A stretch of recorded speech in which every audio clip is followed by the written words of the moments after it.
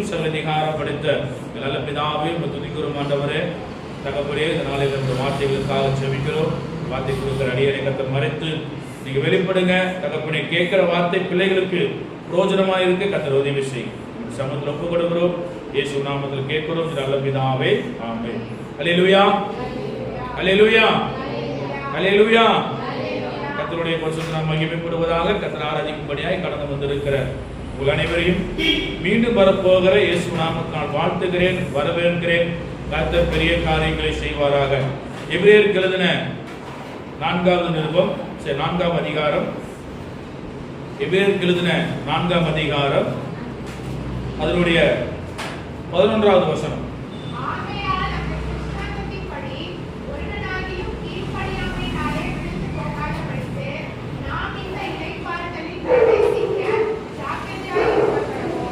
அல்லேலூயா. கர்த்தருடைய பரிசுத்த நாமம் மகிமைப்படுவதாக. தேவன் இன்று நம்மோடு பேசுகிற வார்த்தை என்னவென்று சொன்னால், ஒருவனாகிலும் கீழ்ப்படியாமையினாலே விழுந்து போகாதபடிக்கு அந்த இளைப்பாறுதலிலே பிரவேசிக்க ஜாக்கிரதையாய் இருக்க கடவோம். அல்லேலூயா, அல்லேலூயா. கீழ்ப்படியாமை, இது இந்த நாளிலும் மிக முக்கியமான ஒரு வார்த்தையாக இந்த வார்த்தை காணப்படுகிறது. கீழ்ப்படியாமை என்று சொன்னா, எடுத்ததுமே ஞாபகத்துக்கு வர்றது, வேதத்திலிருந்து ஞாபகத்துக்கு வரணும்னா, தேவனுடைய வார்த்தைக்கு கீழ்ப்படியாத அநேக பிள்ளைகள் உண்டு. அல்லேலூயா, அல்லேலூயா. இருக்கிறீங்களா? அல்லேலூயா. கீழ்ப்படியாமை, யார் யார் கீழ்ப்படியாமல் இருக்கிறாங்கன்னு சொல்லி இந்த வார்த்தை முடியும் போது உங்களை நீங்களே சோதித்து பார்த்து, உங்களை நீங்களே நிதானித்து பார்த்து, ஆண்டவரே, கீழ்ப்படியாதனால இவ்வளவு ஆசீர்வாதங்கள், இவ்வளவு தடைகள் எங்கள் வாழ்க்கையில் வரும் என்று சொன்னால், இதை எங்கள் எல்லாவற்றுக்கும் கீழ்ப்படுகிறோம் என்று சொல்லி தேவ சமூகத்தில் ஒப்பு கொடுங்க. கர்த்தர் பெரிய காரியங்களை செய்வார்கள். அல்லேலூயா. கீழ்ப்படியவில்லை என்றால் என்ன நடக்கும் என்றால், அநேக காரியங்களை சொல்லிக் கொண்டு போகலாம். நம்ம கீழ்ப்படியலைன்னா நமக்கு பலவீனம் வரும், ஆசீர்வாதம் தடைபடும், அநேக காரியங்களை சொல்லி போனோம். ஆனால் அதனாலே 3 காரியங்கள் மத்திய நான் சொல்லுகிறேன். கீழ்ப்படியாததுனாலே என்ன நடக்கும் என்று சொல்லி ஒரு 3 காரியங்கள் மத்தியில் சொல்லி நிறைவு செய்ய ஆசைப்படுகிறேன்.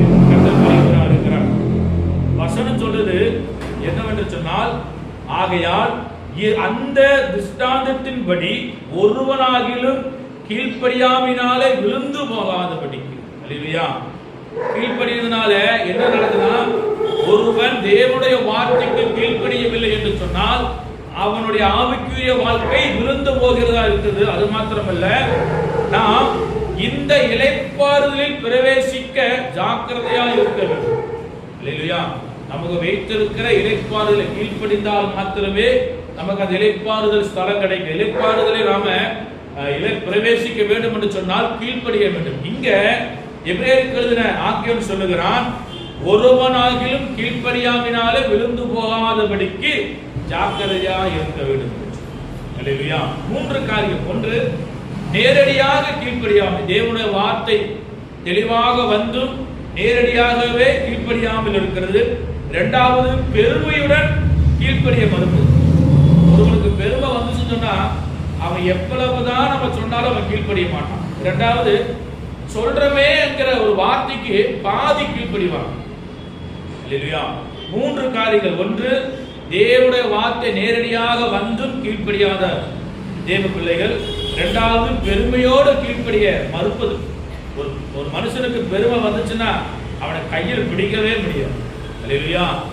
ஆனால் நாம் அப்படி அல்ல, தேவனுக்கு உகந்த பிள்ளைகளாக இருப்போம். கர்த்தர் நம்மை நடத்துவாராக. 1வது, நேரடியாக தேவனுடைய வார்த்தைக்கு கீழ்ப்படியாதவர்கள் யார் என்று சொன்னால், யோனாவின் தீர்க்கதரிசன புத்தகம் 1ஆம் அதிகாரம், அதில் 1 3 வசனங்கள் நீங்கள் அதிகமாய் தியானித்த வாசித்த வேத பகுதி தான் யோனாவின் புத்தகம் 1ஆம் அதிகாரம், அதனுடைய 1 3 வசனம்.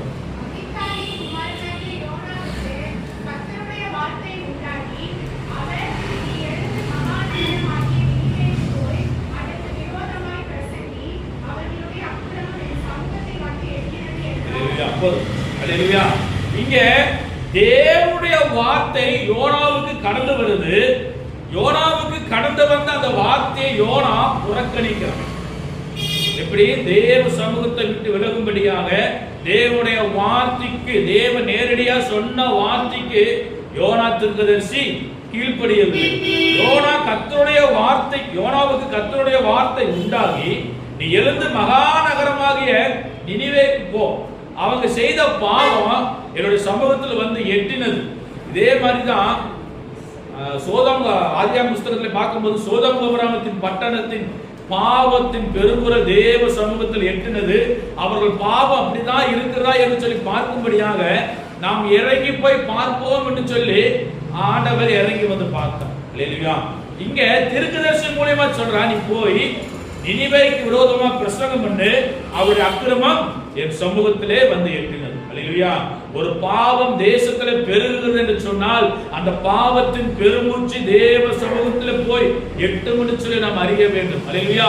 நாம் தேவனுக்கு விரோதமாக தேவனுடைய வார்த்தைக்கு கீழ்ப்படியாமல் பாவம் செய்வோம் என்று சொன்னால் நாம் செய்கிற பாவத்தின் தன்மை பெருமூச்சு தேவ சமூகத்திலே போகிறதா இருக்கிறது. அல்லேலூயா. அல்லேலூயா. நாம் பாவமே செய்யவில்லை என்று சொல்ல முடியாது. நம்ம பாவத்தின் தன்மைகள் எப்படிப்பட்டதா இருக்கிறது, பாவம் மிகவும் கொடியதா இருக்கிறதா இல்லையா என்று சொல்லி கர்த்தர் பார்ப்பார். ஆனா இங்க மகாநகரமாக நினிவேக்கு போ என்று சொன்ன கர்த்தருடைய வார்த்தையை புறக்கணித்து தள்ளின யோனாவுடைய வாழ்க்கை எப்படி ஆகுதா? 3வது வசனம் வாசிக்கலாம். அப்பொழுது யோனா கர்த்தருடைய சமூகத்தில் நின்று விலகி தர்ஷீஷுக்கு ஓடி போகும்படி எழுந்து யோப்பாவுக்கு போய் தர்ஷீஷுக்கு போகிற ஒரு கப்பலை கண்டு கூலி கொடுத்து தான் கர்த்தருடைய சமூகத்தில் நின்று விலகும்படி அவர்களுடைய தர்ஷீஷுக்கு போக கப்பல் ஏறினார். அல்லேலூயா.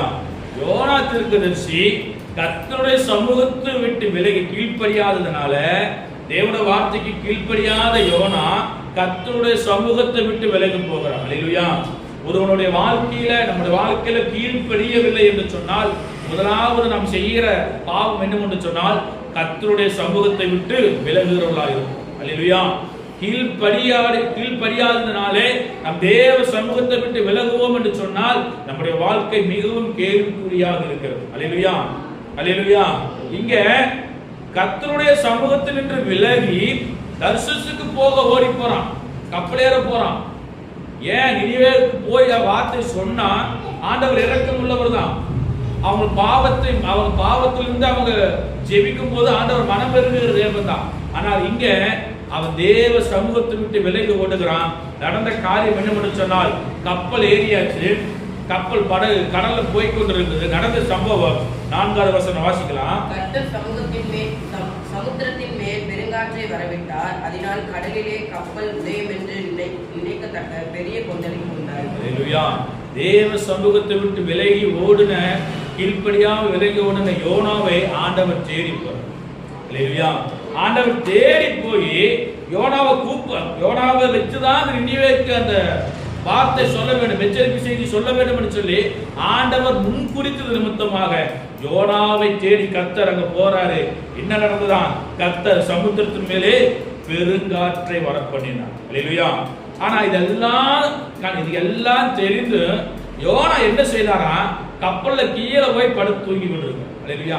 இப்ப நம்ம கப்பல போயிட்டு தேவன் சரி இப்ப நம்ம எடுத்துக்குவோம். இப்ப நம்ம தேவனுடைய வார்த்தைக்கு கீழ்ப்படியாம நம்ம தேவ சமூகத்துக்கு விலகி கடல்ல போயிட்டு இருக்கிறோம்னு சொன்னா கடல் கொந்தளிக்குது, நம்ம காப்பாத்துறதுக்கு வழி இல்லை. நம்ம என்ன செய்வோம்? மீண்டும் மனம் திரும்பி தேவ சமூகத்தில் வருவோம். ஆனாங்க யோனா செய்தது என்னவென்று சொன்னால் வாசிக்கலாம் 5வது வசனம். அப்பொழுது கப்பல்காரர் பயந்து அவனவன் தன் தேவனை நோக்கி வேண்டுதல் செய்து பாரத்தை லேசாக்கும்படி கப்பலில் இருந்த சரக்குகளை சமுத்திரத்தில் எரிந்து விட்டார்கள். யோனாவும் வந்தால் கப்பலின் கீழ்த்தட்டில் இறங்கி போய் படுத்துக் கொண்டு அயர்ந்த நித்திரை பண்ணினார். யோனா என்ன பண்றாரா? எதை குறிச்சும் கவலை இல்ல, போய் கப்பல்ல கீழ்த்தட்டுல போய் படுத்துக்கொண்டு நித்திரை பண்ணி கொண்டிருக்கார். அப்ப அங்க சீட்டு போடுறாங்க. இது யார் பேர வந்து யாருனால இந்த ஆபத்து வந்திருக்கிறது சீட்டு போடும்போது 7வது வசனம் வாசிக்கலாம். அவர்கள் யார் நிமித்தம் இந்த ஆபத்து நமக்கு நேரிட்டது என்று நாம் அறியும்படிக்கு சீட்டு போடுவோம் வாருங்கள் என்று ஒருவரோடு ஒருவர் சொல்லிக்கொண்டு சீட்டு போட்டார்கள். யோனாவின் பேருக்கு சீட்டு விழுந்தது. அல்லேலூயா. இது அந்த கப்பல் இருக்கிறவங்க யார் எல்லாத்து பேரும் சீட்டு போடுறாங்க. சீட்டு கரெக்டா யோனாவின் பேர்ல வந்து யோனாவை கூப்பிட்டு கேட்கறாங்க, நீ யாரு ஏன் அப்படிங்கும்போது அவன் சொல்றான், நான் தேவனுடைய தீர்க்கதரிசி, தேவனுடைய சமூகத்திற்கு விலகி. அப்ப சொல்றான், இந்த பெரும் பாதகத்துக்கு நாங்கள் எப்படி தப்புவிப்போம் என்று சொல்லி போது ஆண்டவர் தேவ சமூகத்தை விட்டு விலகி ஓடின யோனாவுக்கு ஒரு தண்டனை வைத்திருந்தார். என்னவா? வாசிக்கலாம், அதனுடைய 17வது வசனம். யோனாவை விழுங்கும்படி ஒரு பெரிய மீனை கர்த்தர் ஆயத்தப்படுத்தி இருந்தார். அந்த மீன் வயிற்றிலே யோனா ராப்பகல் 3 நாள் இருந்தார். அல்லேலூயா, அல்லேலூயா. 3 நாள் ராப்பகல் 3 நாள் மீன் வயிற்றுக்குள்ள யோனா இருக்கிறான். முடியுமா? தேவன் நினைத்தால் அது செய்ய அவராலே கூடும். அல்லேலூயா. தேவ சமூகத்தை விட்டு விலகி ஓடி கீழ்ப்படியாம போன யோனாவுக்கு ஆண்டவர் தண்டனை கொடுத்த என்னவா? 3 நாள் மீன் வயிற்றுல, ராப்பகல் 3 நாள் மீனின் வயிற்றுல இருந்த யோனாவு அப்பதான் புத்தி வருது. புத்தி வந்ததுக்கு அப்புறம் 2ஆம் அதிகாரத்துல சொல்றாரு. 2ஆம் அதிகாரத்துல 1 வாசிக்கும் போது கர்த்தரை நோக்கி விண்ணப்பம் பண்ணுகிறார். ஆண்டவரே, என் நெருக்கத்துல நான் கர்த்தரை நோக்கி கூப்பிட்டு அவர் எனக்கு உத்தரவானால் பாதாளத்தின் வாயிலிருந்து கூப்பிடுறேன், என் சத்தத்தை கேட்டார். அல்லேலூயா. ஒரு தேவ மனுஷன், தேவ பிள்ளைகள் தேவனுடைய வார்த்தைக்கு கீழ்ப்படியாமல் போனா இது போல 3 நாட்கள் மீனின் வயிற்றில் யோனா இருந்தது போல நம்முடைய வாழ்க்கையிலும் கஷ்டத்தை அவர் அனுமதிக்கிறவராக இருக்கிறார். அல்லேலூயா. ஏனென்றால் தேவனுடைய வார்த்தைக்கு கீழ்ப்படியவில்லை என்று சொன்னால் யோனா 3 நாட்கள் இருந்து அதுக்கப்புறம் முழங்கால் படியிட்டு தேவ சமூகத்தை நோக்கி மீன் வயிற்றிலிருந்தே தேவனை நோக்கி கூப்பிடுறான். 3 நாள் மீனும் சாப்பிடல, யோனாவும் சாப்பிடல. ஆனால் அவங்க தேவ சமூகத்துல மீனின் வயிற்றிலிருந்து யோனா தேவனை நோக்கி கூப்பிட்ட போது கர்த்தர் கட்டளை கொடுக்கிற மீனுக்கு. வாசிக்கலாம், அதனுடைய 10வது வசனம். 2ஆம் அதிகாரம் 10வது வசனம். கர்த்தர் மீனுக்கு கட்டளையிட்டார், அது யோனாவை கரையிலே கட்டிவிட்டது. அல்லேலூயா. மீனுக்கு கட்டளை கொடுத்தார், அவனை கரையில கக்குனான். கரெக்டா மீன் எங்க கக்குச்சான்? 2வது வசனம் வாசிக்கலாம். 3ஆம் அதிகாரம் 2வது வசனம். நீ எழு 2ஆம் தரம் கர்த்தருடைய வார்த்தை யோனாவுக்கு உண்டாகி அவர், நீ எழுந்து மகாநகரம் நினிவேக்கு போய் நான் உனக்கு கற்பித்த வார்த்தை அதுக்கு விரோதமா பிரசங்கி என்று சொன்னார். அதே போல நடந்து போனான். எங்க? நினிவே கடற்கரையிலேயே மீன் யோனாவை கக்கி அங்கிருந்து நடந்து போறான் நினிவே பட்டணத்துக்கு. அல்லேலூயா, அல்லேலூயா. மீனை கொண்டு யோனாவுக்கு புத்தி கீழ்ப்படிதல் கற்றுக் கொடுக்க முடியும் என்று சொன்னால் ஆண்டவர் நமக்கும் கீழ்ப்படிதலை கற்றுக் கொடுக்க அவராலே கூடும். அல்லேலூயா. இங்க யோனாவை கொண்டுதான் ஆண்டவர் அந்த வார்த்தை சொல்ல வேண்டும் என்று சொன்ன நினைத்த போது ஆண்டவர் யாரை கொண்டு வர சொல்லி இருக்கிறான். ஆனால் அந்த ஊழியத்தை அவர்களை கொண்டுதான் செய்ய வேண்டும் என்று சொல்லி ஆண்டவர் திட்டம் வைத்து இருக்கிறதை ஒருவனாலும் மாற்ற முடியாது. அல்லேலூயா. ஆண்டவர் என்னை அழைக்கும் போது, என்னை ஆண்டவர் ஊழியத்துக்கு அழைக்கும் போது நான் ஒழுங்கா வந்திருந்தேன்னா எனக்கு ஒரு ப்ராப்ளமே ஆயிருக்காது. அல்லேலூயா. ஆனா நம்ம தான் பேச்சு கேட்கறது இல்லையா? ஆண்டவர் அழைக்கும் போது வந்தா நமக்கு அதாவது உடம்புல ஒரு காயமோ ஒரு பலவீனமோ இருக்காது. ஆனா அவர் அடிச்சு இழுத்தார் என்று சொன்னா நம்முடைய சரீரத்துல எங்கேயாவது ஒரு பலவீனம். அல்லேலூயா. நீங்க நிறைய ஊழியக்காரர்கள் நீங்க சாட்சியில் கேட்டிருக்கலாம். ஆண்டவர் அழைக்கும் போது நான் வரல, என்னை அடிச்சு ஆக்சிடென்ட் ஆகி என்னை தூக்கி தான் கொண்டு வந்தார் அப்படின்னு சொல்லி. எனக்கு கிளாஸ் எடுக்கிற ஒரு பாஸ்டர் இருக்கிறாங்க, நாகர்கோயிலில் இருக்கிறாங்க. பாஸ்டர் பேர் ராஜு. அவங்க ஆண்டவர் ஊழியத்துக்கு அழைச்சிட்டார். அவங்க ஒரு கவர்மெண்ட்ல வேலையில் இருக்கிறாங்க. 3வது ஃப்ளோர்லேயே இது நின்று வேலை செஞ்சுட்டு இருக்கும்போது அவர் ஊழியத்துக்கு வரல. அவர் வேலை செஞ்சுட்டு இருக்கும்போது அங்கிருந்து கீழே விழுந்துட்டார். இந்த பின்னாடி கழுத்து இருக்குல்ல, அந்த கழுத்து நரம்பு கட்டாயிடுச்சு. அவரால் எந்த ஒரு வேலையும் செய்ய முடியாது. அதுக்கப்புறம் ஆண்டவர் சமூகத்தில் ஒப்பு கொடுத்து அவர் ஆண்டவருடைய ஊழியத்துக்கு வந்தபோது ஆண்டவர் அவரை அற்புதமாக எடுத்து பயன்படுத்தி கொண்டிருப்பார். அல்லேலூயா. அதான் கீழ்ப்படியாதனால அநேக தண்டனைகள் வரும். ஆனால் அந்த கீழ்ப்படியாமை கற்றுக் கொடுப்பதற்கு ஆண்டவர் மீனை வைத்திருக்கிறார் என்று சொன்னால் நமக்கும் ஆண்டவர் ஏதோ ஒரு காரியத்தை வைத்திருக்கிறார். அல்லேலூயா. கீழ்ப்படியவில்லை என்று சொன்னால்தான், நீங்க தேவனுடைய வார்த்தைக்கு கீழ்ப்படிந்தீங்கன்னா ஒரு ப்ராப்ளம். எனக்கு அப்படித்தான். ஆண்டவர் என்னை அழைத்த போது நான் வரல, வேதாம கல்லூரி படிச்சு விட்டு மீண்டும் நான் உலகத்தின் ஆசைக்குள்ள போனேன். என்னுடைய இந்த வலது கண்ணு திறக்க முடியாத அளவுக்கு ஒரு பெரிய கொப்பளம் வந்துச்சு. இந்த இடத்துல வந்த கொப்பளம் என்னை கண்ணு மூடியே இருந்துச்சு, நான் கண் திறக்க முடியல. ரொம்ப பலவீனப்பட்டேன். அதுக்கப்புறம் அந்த நான் ஜெபித்து விட்டதுக்கு அப்புறம் அந்த கொப்பளம் வந்து அந்த மறு வந்து அது மறைஞ்சு போச்சு. அதுக்கப்புறம் நான் மறுபடியும் ஊழியத்துக்கு வரல, மறுபடியும் உலகத்துக்கு காரியத்துக்குள்ள தான் போனேன். போயிட்டு இருக்கும் போது ஒரு சாயங்காலம் நான் சொல்லியிருக்கிறேன். ஆனால் ஆவியானவர் ஏவுனபடியா சொல்றேன். கீழ்ப்படியாதனால என்ன நடக்கும்னு சொல்றேன். என் வாழ்க்கையில் நடந்தது நான் சொல்றேன். நான் இந்துஸ்தான் கம்பெனி அதனுடைய ப்ராடக்ட்ல வந்து டீ தூள் ஆர்டர் எடுக்கிற அந்த சூப்பர்வைசர் வேலை செஞ்சுட்டு இருக்கும்போது சாயங்காலம் ஒரு 6 மணி இருக்கும். நான் ஒரு கிராமத்துலேருந்து நான் கடந்து போயிட்டு இருக்கிறேன். அது ரோட்டில் ஒரு வண்டியுமே வரல. ரோடு நல்லா வெளிச்சமாக இருக்குது. ஒரு 6 மணி போல் நான் ரோட்டில் நான் மட்டும் தான் தனியாக வந்துட்டு இருக்கிறேன். ஒரு பூச்சி, அந்த லைட் வெளிச்சத்துக்கு பூச்சியெல்லாம் வரும். எந்த பூச்சியுமே நான் லைட்டு போட்டு தான் வண்டி ஓடிட்டு வந்துட்டு இருக்கிறேன். திடீர்னு எங்கிருந்து வந்து தெரியல ஒரு சிகப்பு கலர் பூச்சி என்னோட சரீரம், என்னுடைய சட்டை, என்னோட மூஞ்சி ஃபுல்லாகவே அந்த சிவப்பு கலர் பூச்சி ஒட்டிடுச்சு. நான் அது அப்போ நான் பார்க்கும்போது ரோடு வந்து ரோட்டில் எந்த வண்டியுமே இல்லை. நார்மலாக தான் ரோடு நான் மட்டும் தான் போயிட்டு இருக்கேன். ஆப்போசிட்டில் எந்த வண்டியுமே வரல. நான் இதை தட்டிட்டு இருக்கும்போது எங்கிருந்து வந்துச்சுன்னு தெரியல ஒரு பைக். நானும் தட்டிட்டு பைக்கை ரோட்டு விட்டு இறக்கி நேராக போய் அடிச்சுட்டு பைக் நேரம் அடிச்சு தூக்கி வீசினேன்.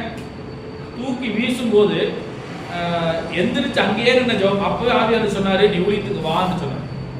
நான் எந்திரிச்சு நின்றுட்டு அதே இடத்துல எங்கேயுமே நடுவில் அதே இடத்துல நின்றுட்டு நான் சொன்னேன், ஆண்டவரே உன் ஊழியத்துக்கு வரேன் என்று சொல்லி. அதுக்கு முன்னாடி நடந்த சம்பவம் என்ன பண்ண சொன்னா, நான் வேதாகம் கல்லூரி போவதற்கு முன்பாக திருச்சி மெயின் ரோட்ல ஒரு ஆக்சிடென்ட் ஆச்சு.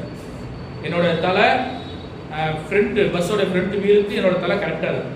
அப்போ என்னோட ஒரு ஒரு புகை போல ஒரு கை என்னை பிடிச்சி தூக்கி அதில் என்னை பாதுகாத்ததுக்கு அப்புறம் தான் நான் ஊழியத்துக்குள்ள வரேன். எல்லா அற்புதத்தையும் பெற்றுக்கொண்டு வந்த நான் கீழ்ப்படியும். ஆண்டவர் பார்த்தார், இவன் இப்படியே விட்ட வேலைக்காகாது, எதையாவது ஒரு செய்ய சொல்லி நேராக பைக்கு எங்கிருந்து வந்து தெரியல, பைக் நேராக விட்டு அடித்தேன்.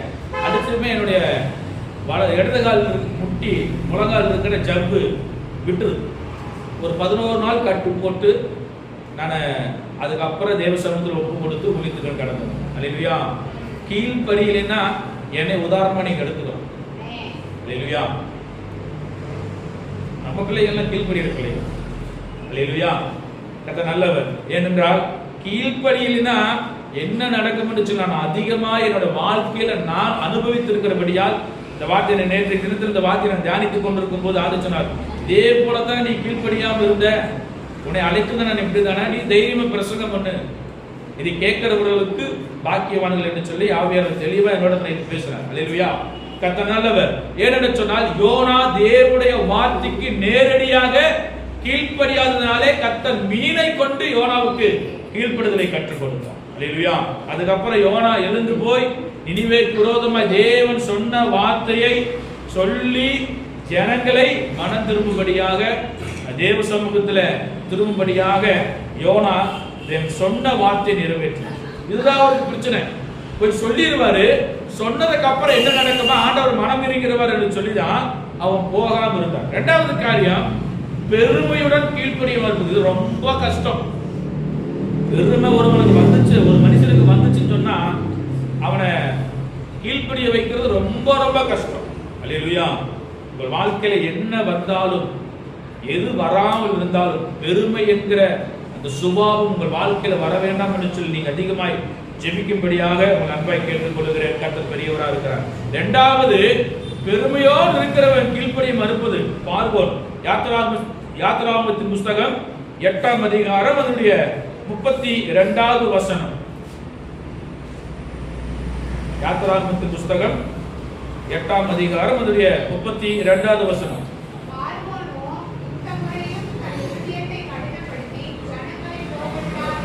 அல்லேலூயா.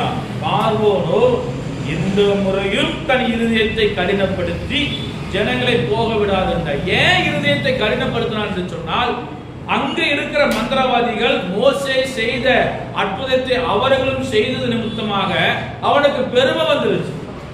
என்ன பெருமைன்னு சொன்னா, நீ செய்யறத என் மந்திரவாதிகளும் செய்வாங்க, நீ என்ன பெரியவனா, நானும் இந்த மந்திரவாதிகளும் என் தெய்வம் பெரியது என்று சொல்லி அவன் பெருமை பாராட்ட ஆரம்பித்தான். ஆண்டவர் தேசத்துல 10 வாதை கொடுக்கிறார். அதுல முதலாவது மோசேயை கர்த்தர் அழைத்த போது முச்செடிமையில கர்த்தர் அழைத்தார். அழைத்த போது அவன் என்ன செய்கிறாரா, உன் கோலை கொண்டு போய் பார்வோன் முன்னாடி போடு, அது சர்ப்பமாக மாறு, அதுக்கப்புறம் நீ வாழை சர்ப்பத்தை வாழை பிடித்தா அது கட்டை குச்சியாக மாறிவிடுது. அதே போல பார்வோனுடைய மந்திரவாதிகளும் அதே செய்தாங்க. அவன் போட்ட போது மோசேயுடைய கோல் அங்கே போட்ட போது அது சர்ப்பமாக மாறினது. மந்திரவாதிகளும் எகிப்தின் மந்திரவாதிகளும் அதே போல செய்தாங்க முதலாவது. இரண்டாவது அவன் பார்வோன் நதிக்கு கடந்து வரும்போது அந்த மோசே நதியை தொட்ட போது அது ரத்தமா மாறிச்சு. அதே போலதான் எகிப்தின் மந்திரவாதிகளும் செய்தார்கள். அதே போலதான் அவருக்கு அந்த ரத்தமா, இதனால அவனுக்கு பெருமை வந்துருச்சு. உன் தெய்வம் எப்படி, அதே போலதான் எங்க தெய்வம் என்று சொல்லி அவனுக்கு பெருமை அவனுக்கு வந்த போது மூன்றாவது நடக்கிற சம்பவத்தை அவர்களால் செய்ய முடியாமல் போயிற்று. வாசிக்கலாம் 8ஆம் அதிகாரம் அதனுடைய 17வது வசனம். சரி, 16வது வசனத்திலிருந்து வாசிக்கலாம்.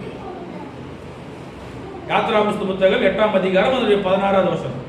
அப்பொழுது கர்த்தர் மோசேயினிடத்தில், நீ ஆரோனை நோக்கி உன் கோலை நீட்டி பூமியின் புழுதியின் மேல் அடி, அப்பொழுது அது எகிப்து தேசம் எங்கும் பேர்களாய் போம் என்று சொல் என்றார். அல்லேலூயா.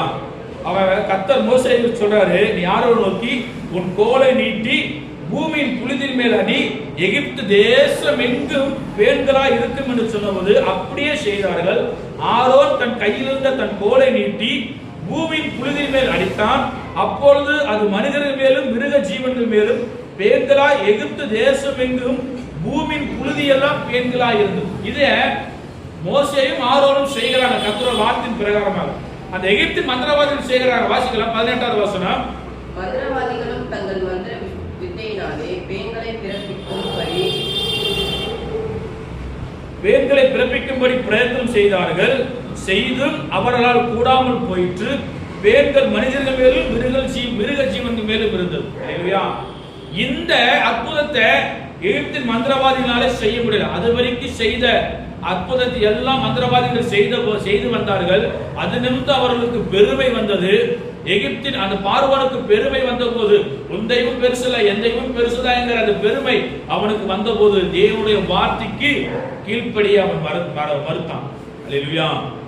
எதற்கென்று சொன்ன இஸ்ரவேல் ஜனங்களை நான் ஆராதிக்கும்படியாக அழைத்துக் கொண்டு போக வேண்டும் என்று சொல்லி அவன் அழைத்த போது, மோசேயை கொண்டு கர்த்தர் அழைத்த போது பார்வோன் அவரை அனுப்பவில்லை. அது நிமித்தமாக தேசத்திலே வாதைகள் வந்தது. அந்த வாதைகளை அவர்களும் செய்தார்கள். ஆனால் அந்த வாதைக்கு அப்புறம் அந்த வாதை செய்யும் போது எகிப்தின் மந்திரவாதிகள் அந்த வாதை செய்ய முடியவில்லை. அவர்கள் சொல்லுகிறார்கள். வாசிக்கிறான் 19வது வசனம்.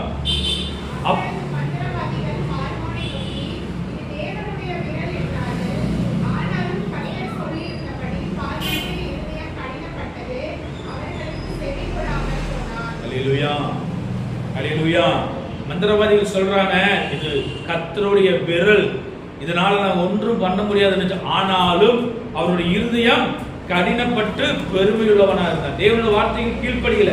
நடந்த சம்பவம் கர்த்தர் கடைசியாக தலைப்பிள்ளை சங்காரம் வந்த போது எகிப்தினுடைய அந்த பார்வோனின் மகன் மரித்ததுக்கு அப்புறம் தான் அவனுக்கு அந்த வார்த்தை வருது. அவன் ஜனங்களை அனுப்பி விடுகிறான். ஜனங்களை அனுப்பிவிட்டதுக்கு அப்புறம் அவன் சொல்றான், மீண்டும் அவருடைய இருதயம் கடினப்பட்டது. ஆனால் சொல்றான், இன்று காண்கிற எகிப்தினை இனி நீ காண மாட்டாய் என்று சொல்லி. வாசிக்கலாம் 14ஆம் அதிகாரம் அதனுடைய 13வது வசனம். அப்பொழுது மோசே ஜனங்களை நோக்கி, பயப்படாதிருங்கள், நீங்கள் நின்று கொண்டு இன்றைக்கு கர்த்தர் உங்களுக்கு செய்யும் ரட்சிப்பை பாருங்கள். இன்றைக்கு நீங்கள் காண்கிற எகிப்தியரை இனி என்றைக்கும் காண மாட்டீர்கள். அல்லேலூயா. இன்று காண்கிற எகிப்தியரை மேல் காண மாட்டேன்னு சொன்ன அதே வார்த்தை கர்த்தர் நிறைவேற்றினார். கர்த்தர் உங்களுக்காக யுத்தம் பண்ணுவார், நீங்கள் சும்மா இருப்பீர்கள் என்று சொல்லி செங்கல் 2ஆக பிளந்தது.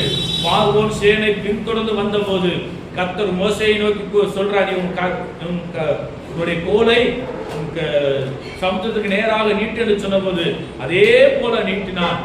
செங்கல் பிரிந்த செங்கடல் 2 செங்கடல் ஒன்றாய் சேர்ந்த போது பார்வோன் சேனையை கர்த்தர் கடலிலே அழைத்து போட்டார். அல்லேலூயா.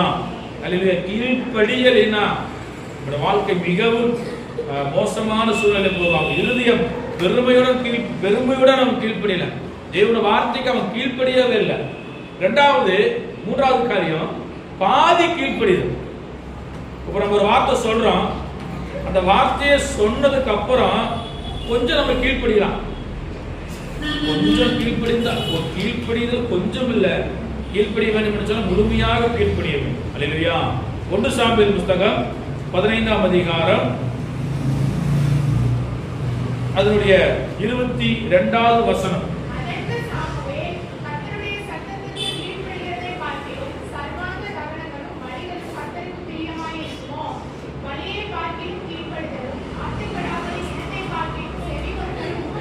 அல்லேலூயா, அல்லேலூயா. இங்க பாதி கீழ்ப்படிதல். சவுல் ராஜா தேவனுடைய வார்த்தைக்கு முழுமையா கீழ்ப்படியல, பாதி கீழ்ப்படிந்தான், ராஜ்யபாரம் விட்டு போச்சு. சவுல் ராஜா தேவனுடைய வார்த்தைக்கு பாதி கீழ்ப்படிந்ததுக்கு ராஜ்யபாரம் அவனை விட்டு போனது. ஏன் பாதி கீழ்ப்படிந்தான் என்று சொன்னால் வாசிக்கலாம். 15ஆம் அதிகாரம் அதனுடைய 3வது வசனம். 15ஆம் அதிகாரம் அதனுடைய 3வது வசனம். 1 சாமுவேல் புத்தகம் 15ஆம் அதிகாரம் அதனுடைய 3வது வசனம். இப்பொழுதும் நீ போய் அபிலேக்கை மடங்கடித்து அவனுக்கு உண்டான எல்லாவற்றையும் சங்கரித்து அவன் மேல் இரக்கம் வைக்காமல் புருஷரையும் ஸ்திரீகளையும் பிள்ளைகளையும் குழந்தைகளையும் மாடுகளையும் ஆடுகளையும் ஒட்டகங்களையும் கழுதைகளையும் கொன்று போட கடவாய் என்கிறார். அல்லேலூயா. கர்த்தருடைய வார்த்தை சாமுவேல் தீர்க்கதரிசிக்கு உண்டாகி சாமுவேல் சவுல் ராஜாவை பார்த்து, நீ இஸ்ரவேல் மேல் அபிஷேகம் பண்ணும்படியாக தெரிந்து கொள்ளப்பட்ட ராஜா, நீ தேவனுடைய வார்த்தைக்கு கீழ்ப்படிய வேண்டும். எதற்கு என்று சொன்னால், சேனையில் கர்த்தர் சொல்லுகிறது என்னவென்று சொன்னால், இஸ்ரவேலர் எகிப்திலிருந்து வந்தபோது அமிலேக்கு அவர்களுக்கு வழிமறித்த செய்கைக்கு மனதிலே வைத்திருக்கிறேன். அதனால அந்த அமிலேக்கு முற்றிலும் அழித்து போட வேண்டும் என்று சொல்லி சவுல் ராஜாவுக்கு ஆண்டவர் கட்டளை கொடுக்கிறார். சவுல் ராஜா அந்த கட்டளை கேட்டு என்ன செய்ய வேண்டும் அவன் சொல்றாரு, மடங்கடித்து அவனுக்கு உண்டான எல்லாவற்றையும் சங்கரித்து அவன் மேல் இரக்கம் வைக்காமல் அவனை ராஜாவை கொன்று போட வேண்டும் என்று சொல்லி, இதெல்லாம் கேட்டுட்டு சரி என்று சொன்ன ராஜா என்ன செய்கிறாரா, முதலாவது அவன் செய்த தவறு 8வது வசனம் வாசிக்கும் போது,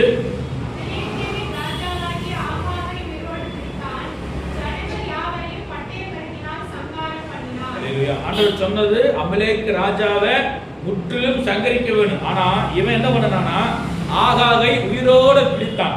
அவர் 2வது செய்த காரியம் 9வது வசனம் வாசிக்கலாம்.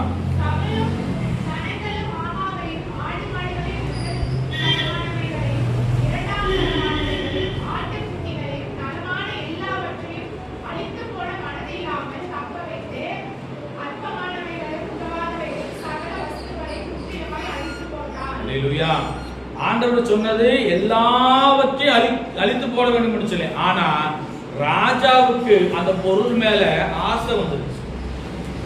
அல்லேலூயா. சொன்ன வார்த்தைக்கு கீழ்ப்படியில, அந்த கீழ்ப்படியாதது நிமித்தமாக ராஜா உயிரோடு பிடித்தான். உயிரோடு பிடித்தது மாத்திரமல்ல, சகல சவுலும் ஜனங்களும் ஆகாயும் ஆடு மாடுகளின் முதல் தரமானவைகளையும் 2ஆம் தரமானவர்கள் ஆட்டுக்குட்டிகளும் நலமான எல்லாவற்றையும் அழித்து போட மனதில்லாமல் தேவனுடைய வார்த்தைக்கு கீழ்ப்படியில, சொன்னதை அவர்கள் கீழ்ப்படியாத நிமித்தமாக என்ன நடந்ததா, அற்பமானவைகள் அதாவது மோசமா இருக்கிற எல்லாவற்றையும் அழித்து போட்டான். இப்படி இருக்கும்போது ஆண்டவருக்கு இதை ஆண்டவர் பார்த்து கொண்டிருக்கிறார்ல, சொன்ன வார்த்தை ஆண்டவர் பார்த்து கொண்டிருக்கிறார். நான் சவுலை ராஜாவாக்கினது எனக்கு மனஸ்தாபமா இருக்கு, என்னோட வார்த்தைக்கு அவன் கீழ்ப்படியவில்லை என்று சொல்லி அவன் சொன்ன போது சாமுவேல் கடந்து வரான். சாமுவேல் தீர்க்கதரிசி கடந்து வந்த போது அங்க சத்தம் கேட்குது. சத்தம் கேட்ட போது இதெல்லாம் என்ன என்று சொல்லி கேட்கிறான். நீங்க வாசித்துக்கலாம் வீட்டுல போய். என்ன என்று கேட்கும் போது, இது நான் பலிக்காக வைத்திருக்கிறேன் என்று சொல்லி சவுல் ராஜா சொல்றான். அப்பதான் அந்த வார்த்தை சொல்லுகிறாரு சாமுவேல் கர்த்தருடைய சத்தத்துக்கு கீழ்ப்படுகிறதை பார்க்கிலும் சர்வாங்க தகனங்களும் பலிகளும் கர்த்தருக்கு பிரியமா இருக்குமோ. அல்லேலூயா. முதலாவது தேவனுடைய வார்த்தைக்கு நம்ம கீழ்ப்படிய வேண்டும். அப்பொழுதுதான் ஆண்டவர் நம்ம இன்னும் ஆசீர்வதிக்க வல்லமையுள்ளவராக இருக்கிறார். ஆண்டவர் சொல்றாரு, அதுக்கு ஆண்டவர் சொன்னி, ஜனங்களுக்கு நான் பாவம் செய்தேன், அதனால ஒரு ராஜ்யபாரம் உன்னுடைய சிநேகிதனுக்கு போகுது என்று சொல்லி ஆண்டவர் சொன்னார். அல்லேலூயா. 26வது வசனத்தை வாசிக்கலாம்.